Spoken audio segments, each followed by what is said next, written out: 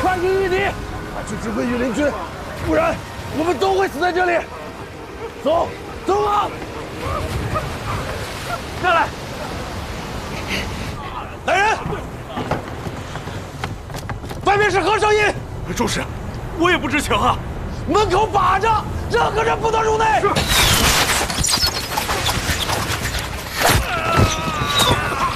别跑！别火！别火！别打我！别打我！别跑！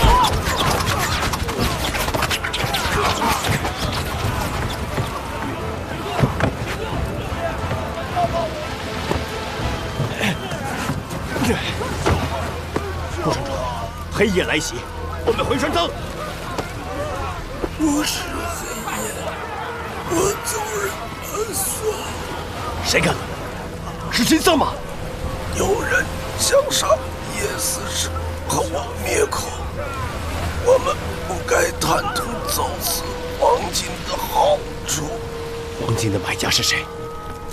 只有王立德知道。 我只提供船。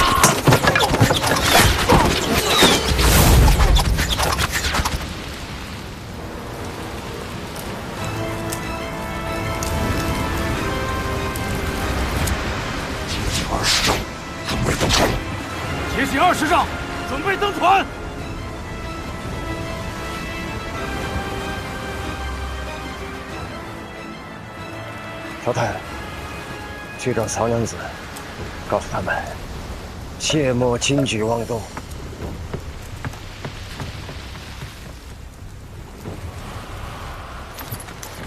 来，别动，让他一个人过来。放开我！过去。站住！回去，回去，回去！过来！ 过来！你，现在他比你值钱。救！曹娘子，曹娘子！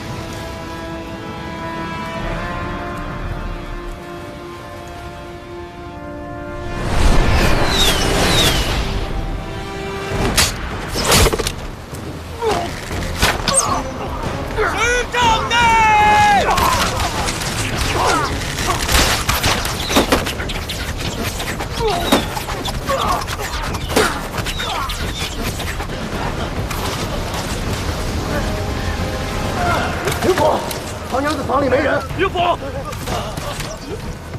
金桑把玉素给抓了。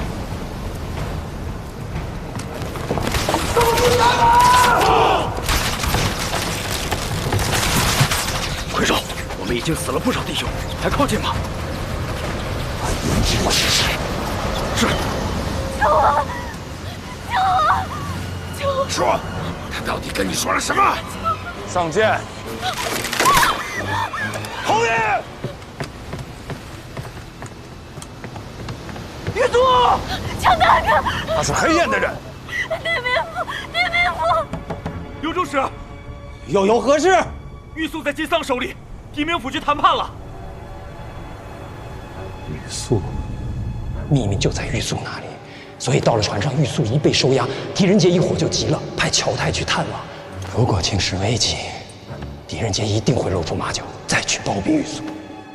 狄仁杰，内明府，救！要再不说，我是真会杀了你的。内明府，救我！说，快说！中使大人，你到底想要什么？王金，为我死去的10个兄弟，讨个说法。谁杀了他们？王立德杀的。他人呢？王立德私吞黄金跑了，这是他的女人，找到黄金的唯一线索。说，王立德在哪儿？我真的不知道。你太可恶了！他只是一名歌姬，与黄金没有关系。如果现在不是我在这儿，你立刻就会死。放他！到底谁蠢？看看这条船的周围，都是黑焰的人，用不了半个时辰，黑焰就可以把整条船杀得片甲不留。事到如今，也不用隐瞒，我们黑焰本来就是想劫黄金的。王立德从百济国走私黄金的事情，我们早有耳闻。我向他挑明，等下一笔巨额黄金押运时，由我们黑焰接手，途中把黄金劫掉，分给他1/10。港口的2个大人物顾梦斌和一潘都参与了，他们都拿了好处。按我们的要求，王立德将船员换成了黑焰的弟兄，一共10名，与他前往百济国。可那天晚上，我们按约定派船去取黄金，结果黄金和王立德都失踪了，我们的船员被毒杀。那晚风浪大，我们查过，蓬莱的商船都没有出海。我们断定劫持黄金的消息一定是泄露出去了，所以我便假装成幸存者，故意转移你们的注意力，想借你们找出真相。你得到的那份航路图，便是我们故意放的。出航后，我悄悄上了甲板，毁了桅杆，让你们成为孤船。金子我们一定要夺回来。知道真相的人就在这船上。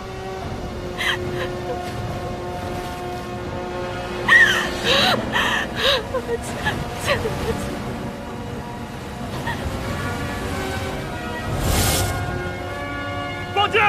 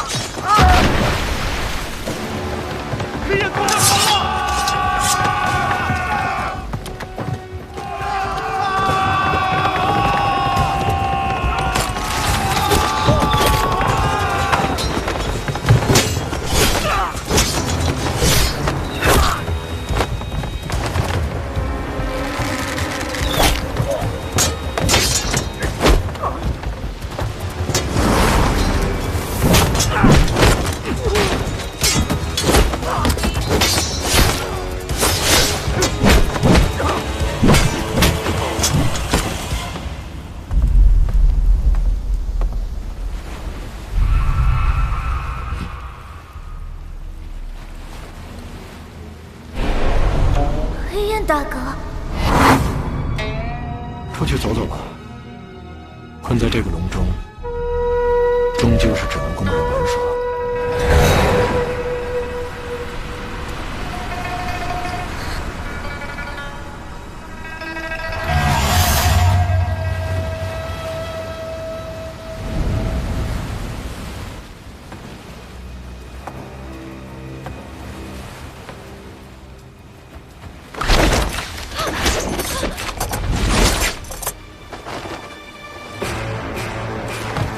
快手，我在这儿！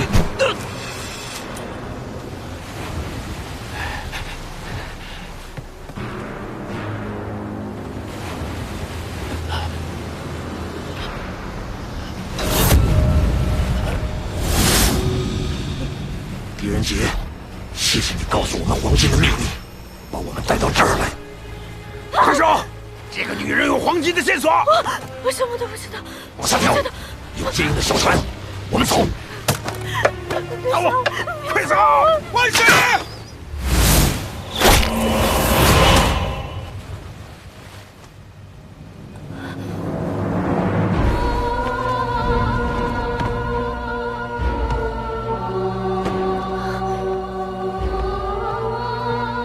一个都别放走！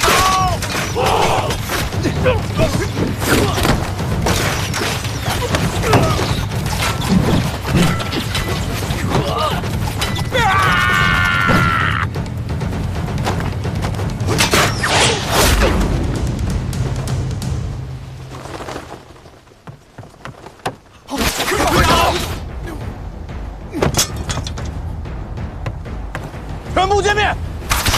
退！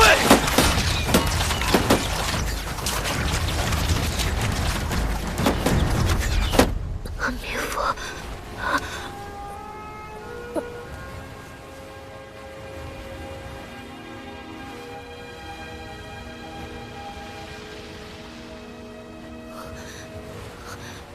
王立德留下了3个我不认识的字。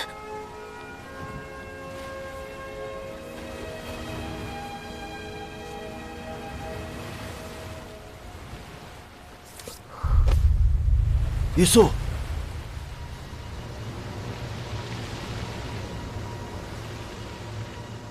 狄仁杰力冲外敌，全体上线！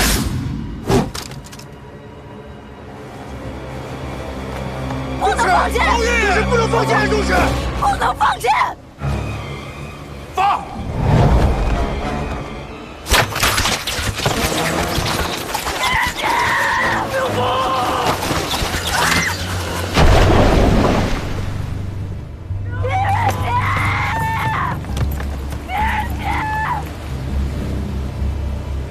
刘波！刘波！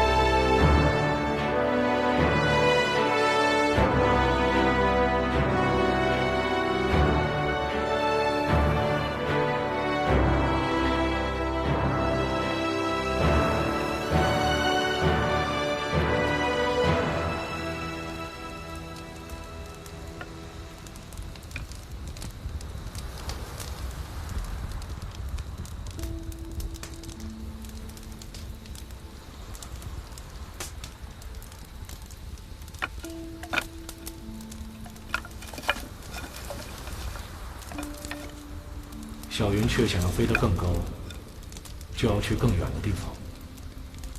出去走走吧。困在这个笼中，终究是只能供人玩耍。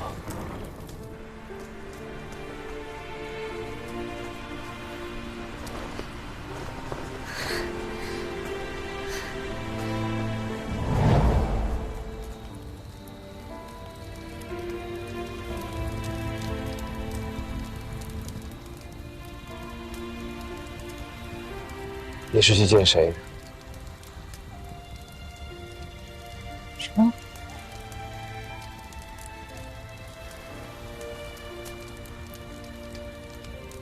冒着那么大的风险上船，你要见谁？那个人很重要吧？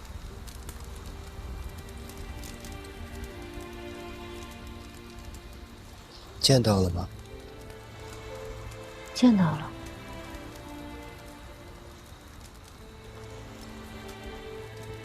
我们接下来怎么办？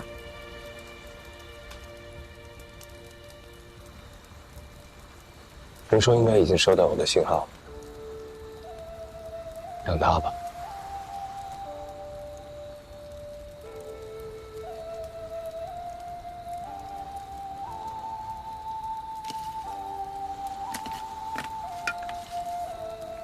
我看冥府对生火扎营甚是熟练，应该去过很多地方吧？去过塞外。那可是见多识广，应该有很多人生感悟。人生感悟吧，人生的感悟，要到人生的尽头才能得出。真到了那个时候，回首从前，怕是会觉得一切都只是过眼云烟。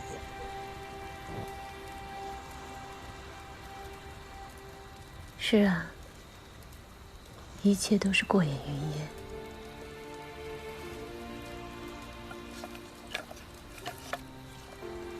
以前曾经有人跟我说过，关在笼中的云雀，终究也是供人玩乐。只有行千里路，才能了悟自然之道。那时曹安年幼，懵懂间认为，那才是世间究竟。现在想来，也只不过是一场空罢了。也不一定。人的一生变幻莫测，什么样的机遇都有可能赶上。也许你经历过的每一桩难，都有可能给你带来一些启发，或伤心，或欢喜。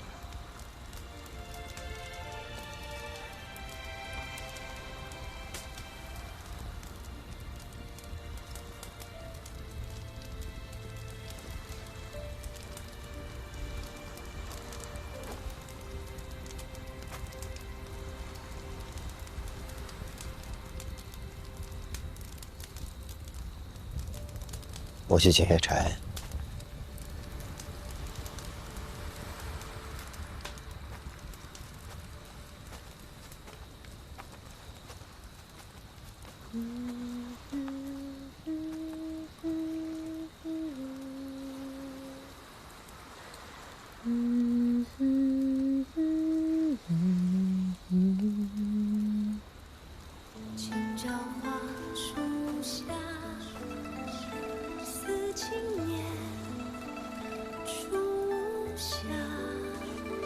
胭脂晕染青色芳华，春上花，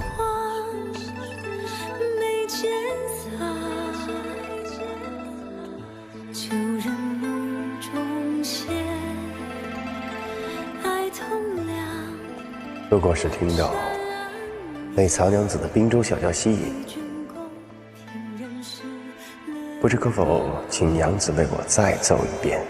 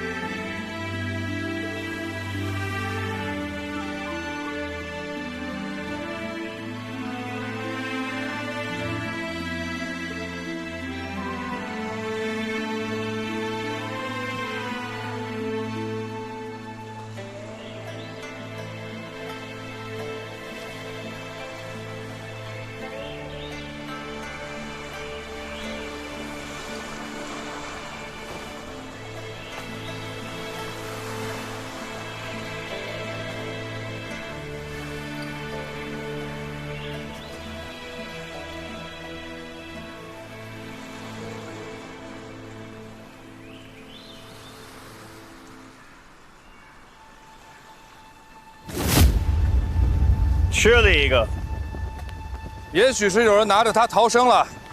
你可认得此人？认得就是他，王立德。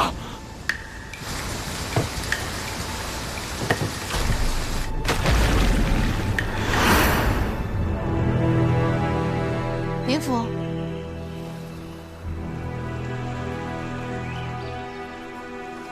是王立德。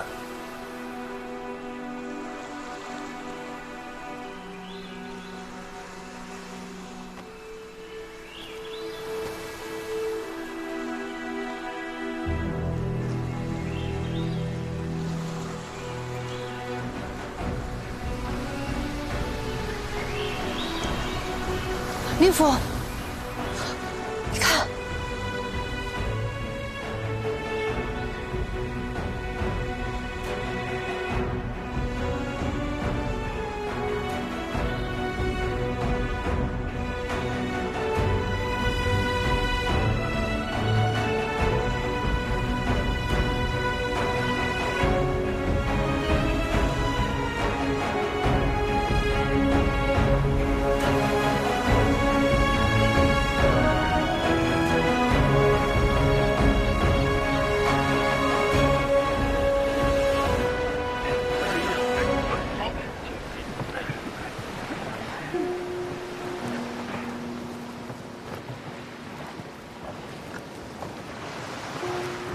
裴英，按照你给我的书信，我真的找到了小岛，这就是你让我找的黄道仪。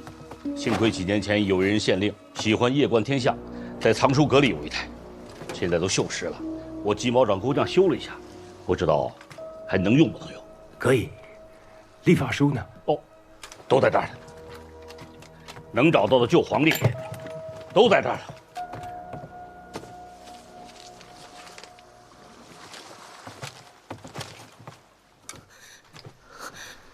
王立德留下了3个我不认识的字。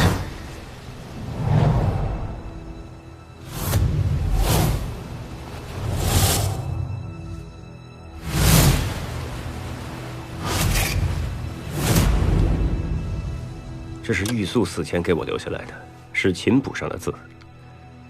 玉素说过，王立德会抚琴，王立德私贩黄金，必然跟京城的人有来往。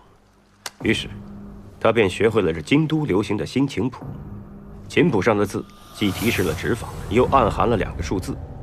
10代表的是琴的徽位，琴有13回，千心板一共有12块。这13个数字，足以把千心板包括进来。这个10就代表第10块千星板，对，叫10指。下面这个4呢？4代表的是琴弦，琴有7根弦。这个季节，船员出海，无非要观测6、7个星座。从左往右数的话，第4个便是织女星。哦，那就是说，用这第10个千星板对准天上的织女星是吧？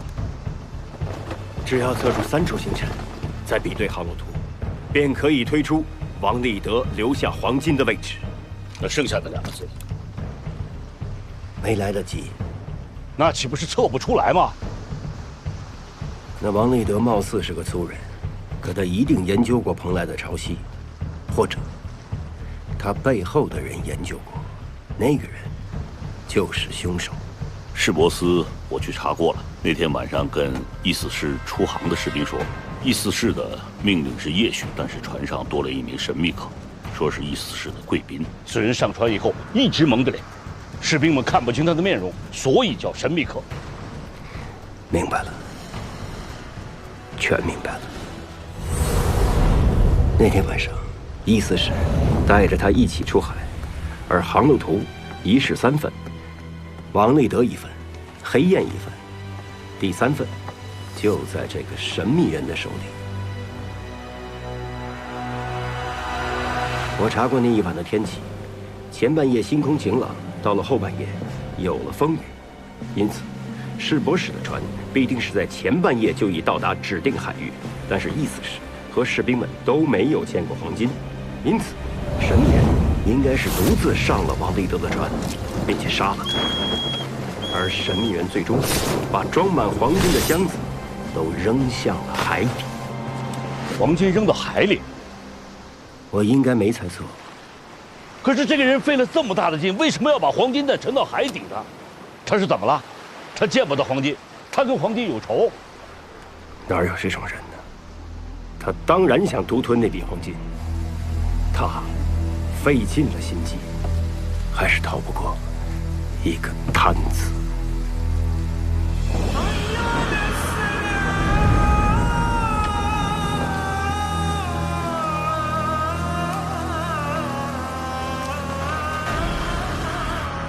那天晚上沉黄金处，其实离海岸不远。潮汐志上记载，这里每过100年，便会发生一次奇异的大潮汐。潮汐发生时，低潮的水位能后退10余里，露出一条大海沟。100年的循环已过，大潮汐的发生就在今日。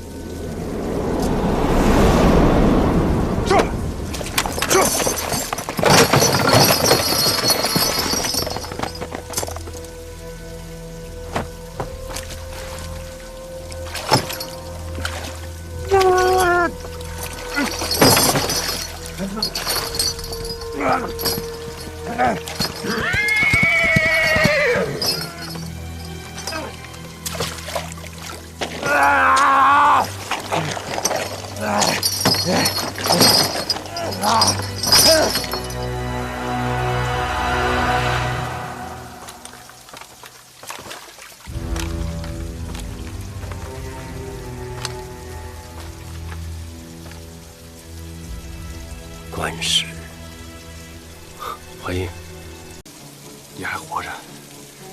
黄金，你看，这黄金真的不少啊！这黄金全都被我找到了。来，帮个忙，这案子咱们破了，破案了！帮个忙啊！来呀！箱子是你扔到海里的。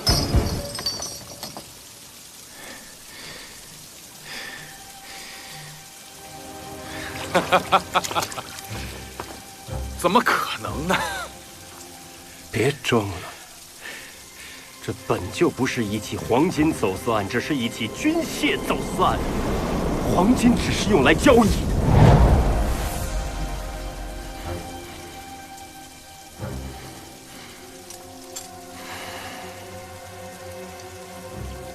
你什么时候开始怀疑我的？从玉素在我手中留下那个字开始，所有的线索都串起来了。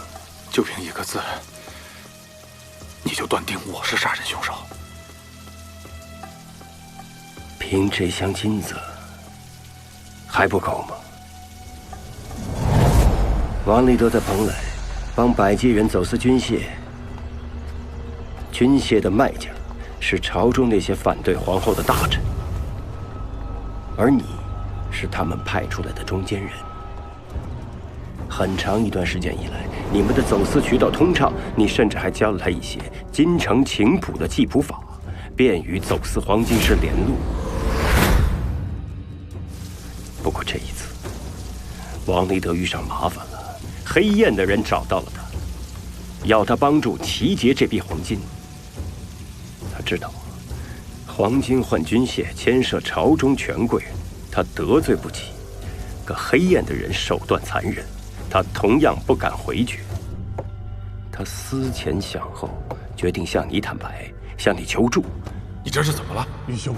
前2日黑燕的人找到我，说是要接单船上的黄金，并且答应分给立德一份。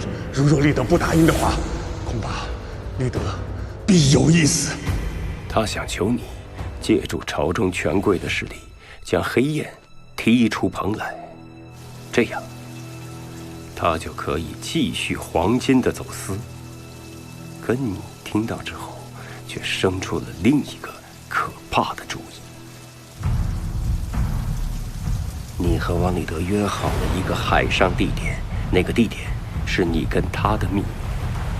所以航路图一式3份，你1份，王立德1份，黑燕1份。只不过在黑燕的那份航路图上是没有那个地点的。这也就是你打算独吞黄金的地方。王立德按照你们的计划，迷晕了黑燕的船员。王立德途中在小岛停留，是在等待和你约定的时间。可当你上船的时候，他发现你没有带一兵一卒，他便起了疑心。怎么就来了你一个？你带的人呢？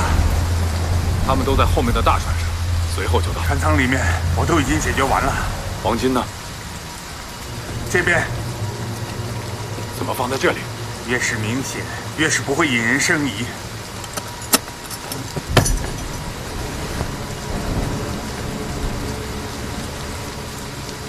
你的人怎么还没有来？要是被黑燕发现的话，咱们就全完了。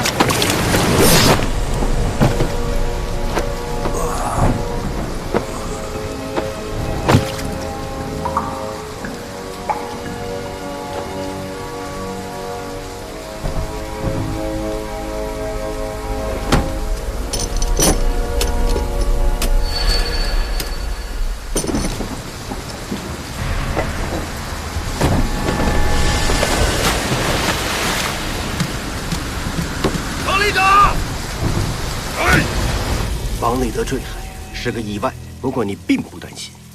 事实上，王立德在海上漂到小岛多活了几日，对你也确实没有产生威胁。你在等待的是大潮汐的来临，你在等退潮的时候来海沟里取回黄金。我没想到的是，你对潮汐居然如此精通。其实这潮汐和星象，我也略知一二。你打算凭一己之力，独吞从百济国走私来的最大一笔黄金。一方面，军械没有丢失，对朝臣你可以有交代；另一方面，你打算作状，黑燕劫走了黄金，而不受百济国人的追讨。做成这么大的一笔买卖，只需要除掉王立德一个人。只可惜，你没料到的是，后来发生的一连串的意外。你没料到船上还藏了一个百济国的偷渡客，这个瘦子还说出了黑焰船员。 여기 무신 이상한 무신이 있습니다. 저는 모두 다 있어요. 黑焰没有拿到黄金，又折了10名船员，本就窝火，结果还暴露了行踪，遭到朝廷通缉。于是，他们便派出了金桑冒充幸存者，他还咬出了蓬莱所有的大人物，其中一个就是姓顾的船主，船就是他的，这是贡献。还有一个姓易的官家，本人呢？ 然后黑焰又故意给了一份航路图，把我们引诱到了海上。其实那时，我还未联想到你。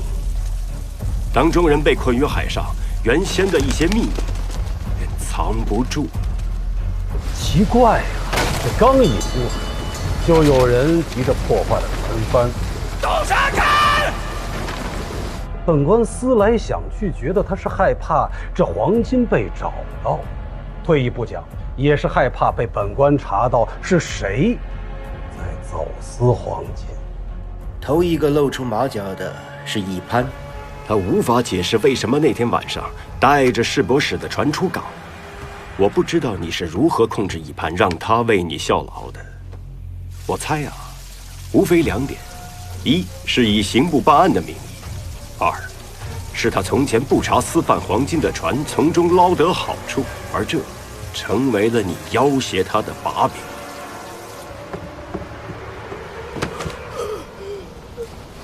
有人想杀，意思是和我灭口。黄金船出事的那一晚，意思是陪一个神秘人出了海。那人是谁？他不肯说，说泄露了秘密。 会掉脑袋！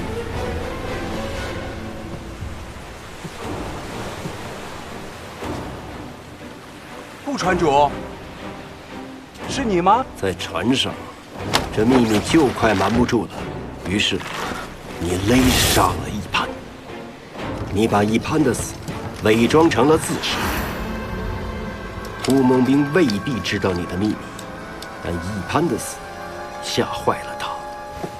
你怕顾梦兵知道了什么，于是你放暗箭射杀。为了掩盖黄金的秘密，你变得如此丧心病狂。狄仁杰，力冲外敌，全体上阵！发！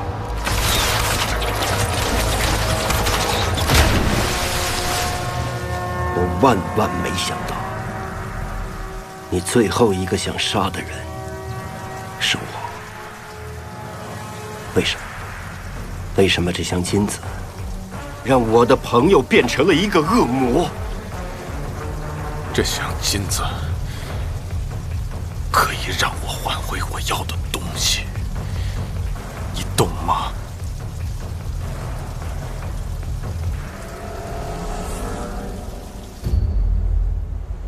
洪亮，多亏你及时派船营救本官。 这就说明，如你刚才所说，这批用来走私的黄金，是那侯玉提前算出了潮汐即将退去，才提前沉入了海沟。当心点！哎，这狄仁杰办案有点意思。好，那是本官错怪狄明府了。刘中士，很快就涨潮了，时间不多了。去。 速速派人接应。你去吧。好，供出你背后的朝臣，跟我回去自首吧。你住嘴！我侯家3代为大唐效力，我祖父从小就教我天文海事，让我成为不世之才。但皇后掌权，我没有指望了。那些不服皇后的老臣。 个个都不是什么好人，他们让我去走私黄金，让我和王立德这样的人为伍。王立德是什么？是个屁！而我要做一番大事业。你以为我真瞧得上这些黄金吗？是皇后免了我的官，那些老臣没有一个人站出来替我说话，他们全做了缩头乌龟。你现在只有投案自首这一条路了。淮阴，我们还有第二条路。这黄金，我一块不留，全都送出去。那些死的人，都是走私黄金的重犯，被我们除掉了。他们死有余辜，他们罪有应得。这黄金案被你敌人揭破了，你可以拿着这些黄金去找皇后交差。淮阴，你记不记得我们在京城诗酒唱和，意气风发，指点江山，你记得吗？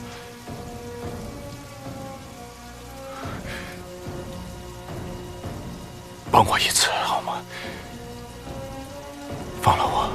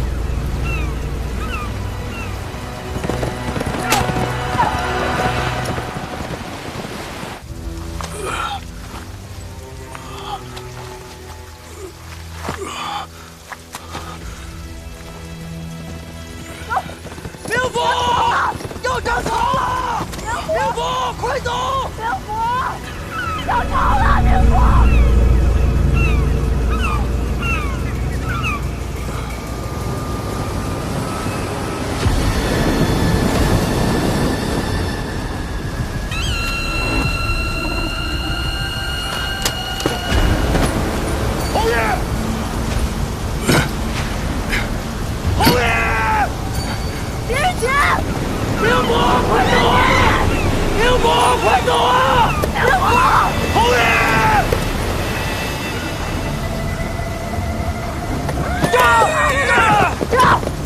杀！我拿到这些黄金，可以换回我要的师徒。到时候，我还是刑部的胡连之妻。慧英，我会成为大唐的栋梁之才。我会成为大唐的栋梁之才。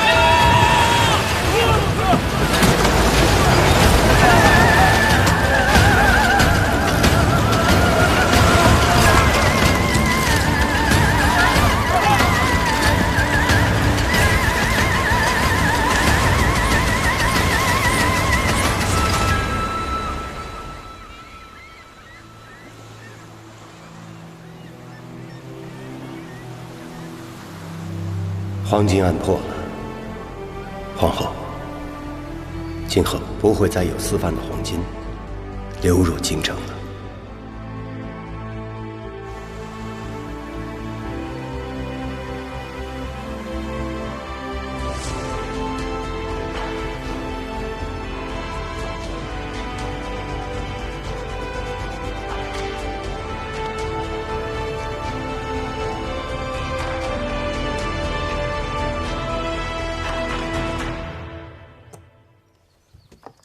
洪叔，哎，你慌慌张张的干什么去啊？我跟曹娘子约好了，一起去上香。快去！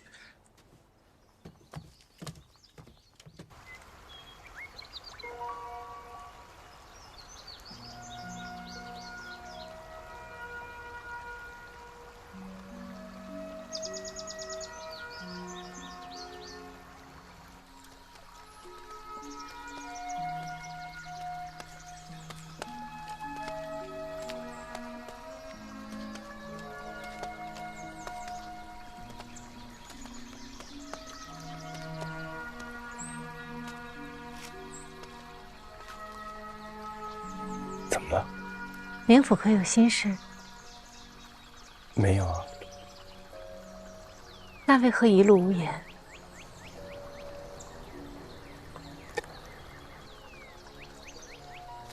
今日天气不错，难得，是吗？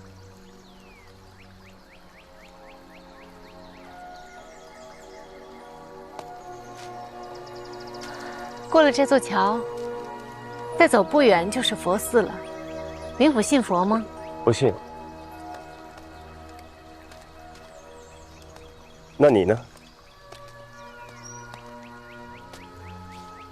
我信佛家说的缘。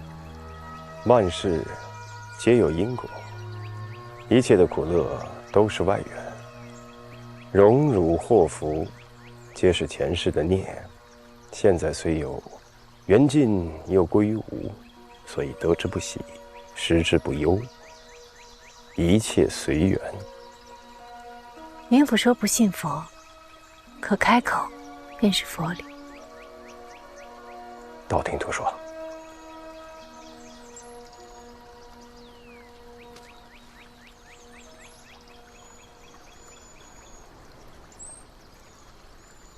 你看，那有棵樱桃树。还真是棵樱桃树，生在这崖壁上，也是不易呀。天地入长夜，生死两茫茫。小时候，家父落难，我和家母被流放到偏远干涸之地，饥渴难耐。幸好遇到了一棵樱桃树，我们才得以存活。说来，我和这樱桃树还是很有缘。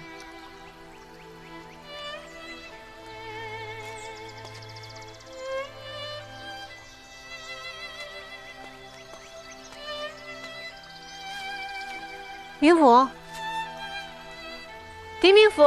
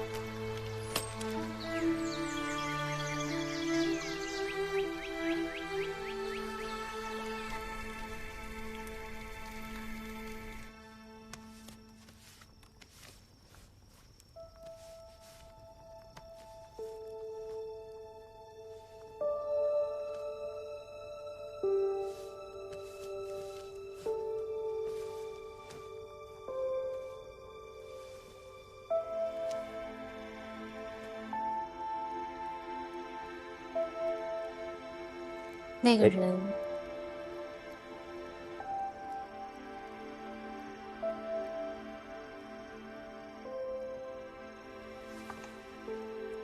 当年一个小女孩，家里惨遭横祸，那个人救了你，所以你才来到蓬莱，是为了他。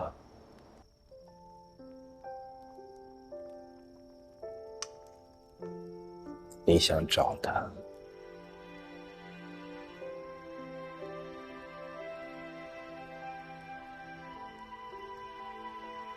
那你其实为何？远方其实一无所有。远方未必一无所有。回应啊，回应！来来来，坐，来吃点水果。我去备晚饭啊，留下来吃个晚饭，好吧？不用了，我也该告辞了。哎呀，留下来，吃个饭，好好聊聊。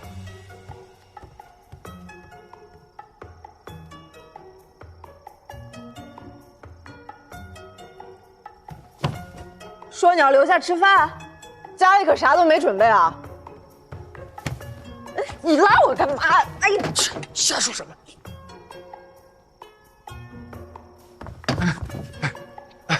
曹长子，洪叔叔问你吃饭有没有什么忌口？你能不能吃盐碎？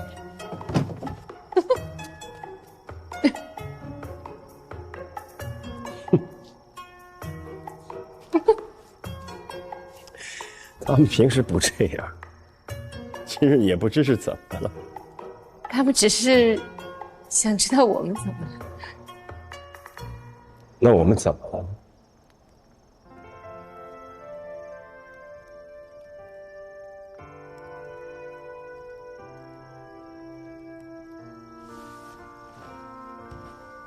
今日，谢谢。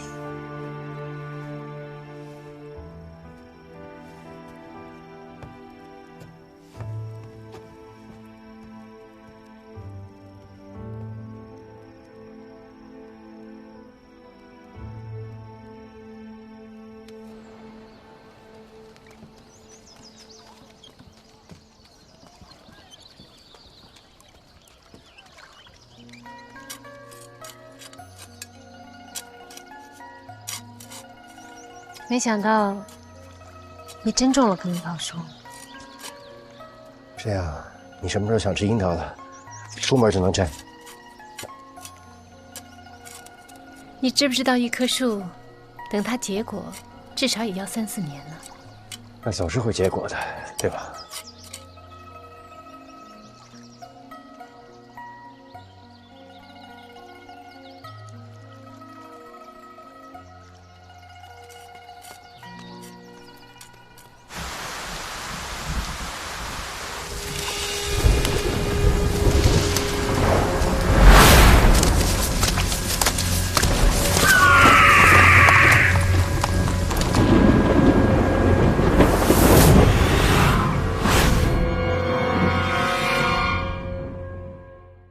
当票在这儿，为什么不还呢？今天你必须得还我镯子！干什么呢？大清早瞎嚷嚷！嚷嚷什么？这是衙门，胆子也太大了吧！来的就是衙门，我要报官。中计治私欺人太甚，求官家给个公道。他不还我们东西，就是他。报官就好好报。行了行了，都别吵了。何事先皇？明府，明府，您来的正好，您给我说个理。半年前，我在他们中计治私典当了一个金镯子，说好的当期半年，当票在这儿，白纸黑字。今天是当期的最后一天，我凑够了钱想拿回我这镯子，哎，他们告诉我这镯子不见了。启禀明府，当票是真的，上面的笔迹确是我们钟掌柜的亲笔，但是当品确实也是找不到了。现在掌柜的不在店里，具体该怎么赔付处理？实在不好意思，还是得等掌柜的回来再说。他什么时候回来？这不太好说，掌柜的私事，我们确实也不太清楚。私事？哼！我听说你们钟掌柜最近装神弄鬼，我看多半是打算带着东西跑吧？是不是打算跑啊？这你尽管放心，我们中计治私已经成立20多年，我们的信誉还是有口皆碑的。呸！今天要么还我镯子，要么你就赔钱。都跟你说了，赔钱。既然掌柜的不在，那这当期自然是作废，往后顺延。待到他们掌柜的回来了，若还是还不上你的当品，又或者他迟迟不归，你们那个时候再来对簿公堂，我自会秉公办理。既然明府都这么说了，那我还能说什么呀？3天找不回镯子，咱们公堂上见。公堂上见。多谢。行了行了，看什么呢？散了。哎，这一大早上的烂事儿是一件接着一件。你们俩从哪儿回来的？城东一间酒肆说有人闹事儿，掌柜的来报官，我们俩去看了看。事儿大吗？也没啥大事儿，就是喝醉了，撕了个方，砸了几把椅子。那个店家也是个不识相的，打翻了椅子，他非要让我们俩赔，说什么我们当差的办事不力。我幸好是个当差的，不然我打死他。明府，又有人报案，是命案。哎呀，可怜的孩子，在昨天晚上找到他以后，吓得连句话都说不出来了，折腾了一宿才开口说话。找到他的时候，是在城北的桥楼。是，就在沼泽地那一片。昨天我们在桥楼的沼泽地附近捉迷藏，过了很久，我从芦苇后面出来，我找不着他们，他们也找不着我，我就一直走，我想找到出去的路。走着，走到了沼泽附近，然后我就看到好像有人躺着，我看见了一个僵尸。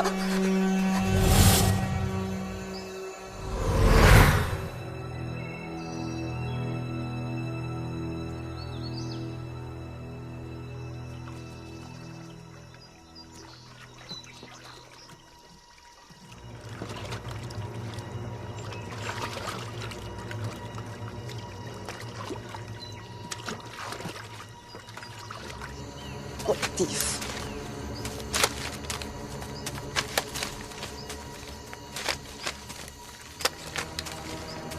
明府，这有一滩血迹。哎，这儿也有，一定是在这儿遇刺，然后就开始爬。往哪儿爬？啊？桥楼。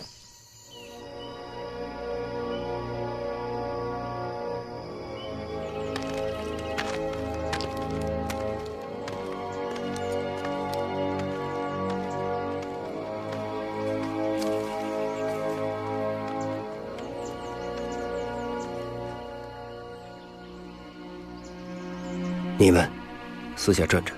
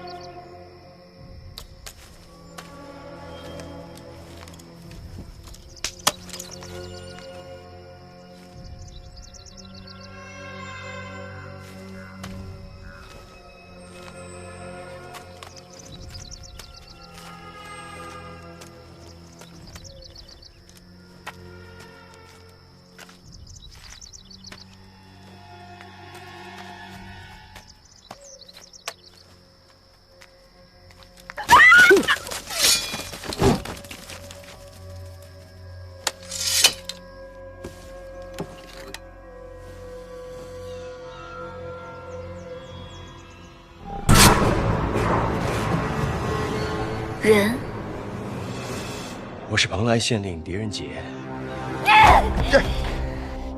娘子，我并无恶意，我只是过来例行询问。昨日晚间，你在何处？你在做什么？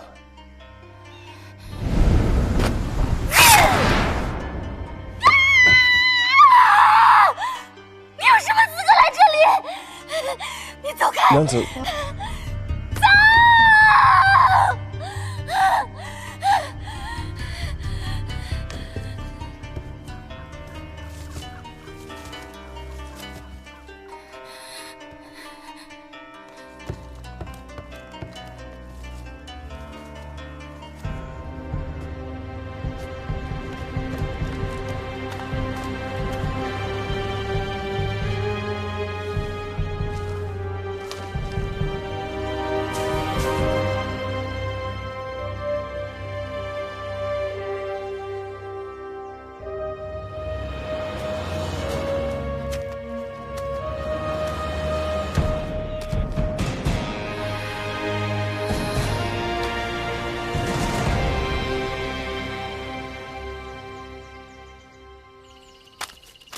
周围都看了，没发现尸体。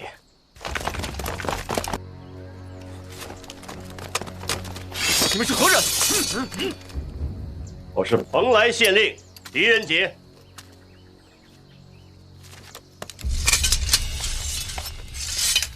我们奉命在此巡逻，这一带时常有百计的细作，还有走私犯的出没。你们在此地可曾发现一具尸体？我为什么要告诉你？放肆！我是蓬莱县令，这里发生的所有案件都归我管。被我们抬走了。抬去了哪里？军营。你们在哪儿发现的尸体？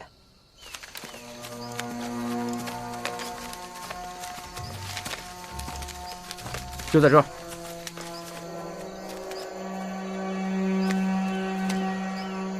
为什么不先报官？为什么要把尸体挪走？是李校尉让我们抬回去的。他有什么权利这么做？明府，这个您就得问李校尉了。哎，我去见他。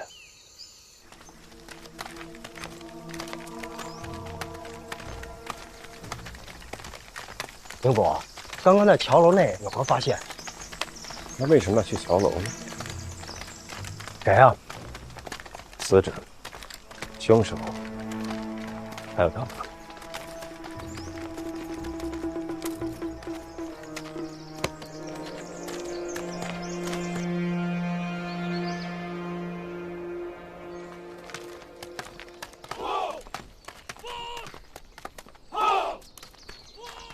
军营重地，闲杂人等严禁入内。这位是蓬莱县令狄明府。需登记入部。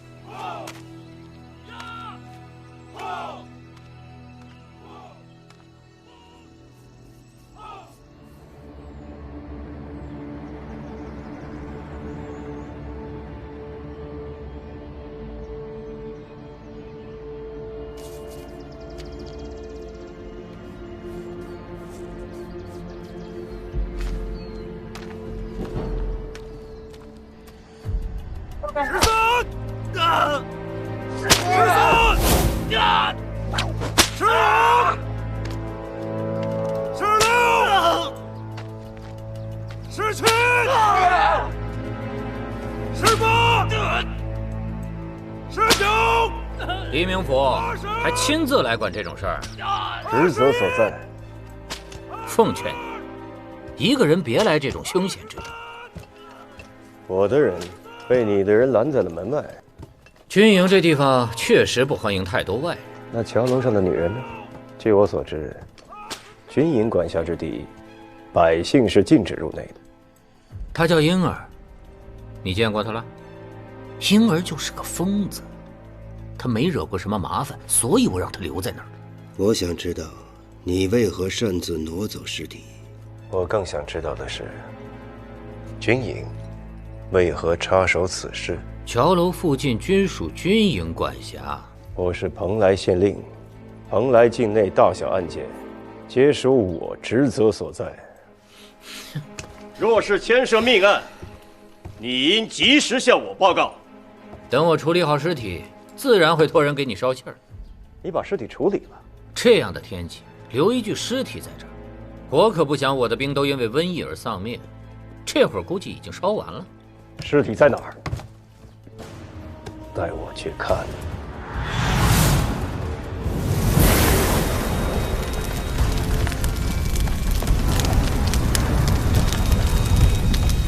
止步！让他去。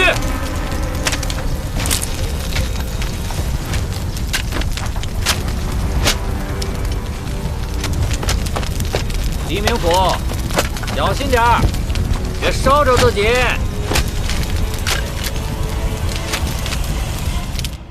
什么破规矩？凭什么不让咱们跟明府进去？这你就不懂了。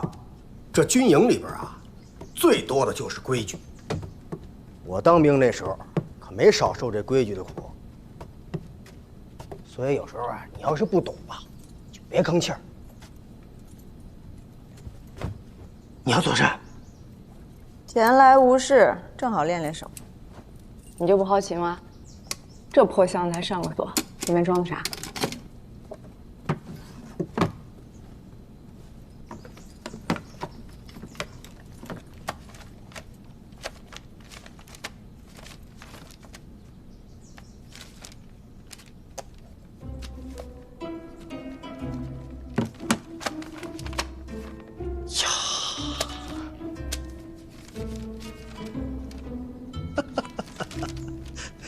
这帮娃娃兵憋得够呛啊！怪不得要上锁。你以前也藏过？我是那种人吗？行了，扶他们回去。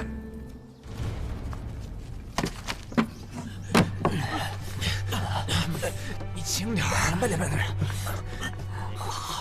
慢点。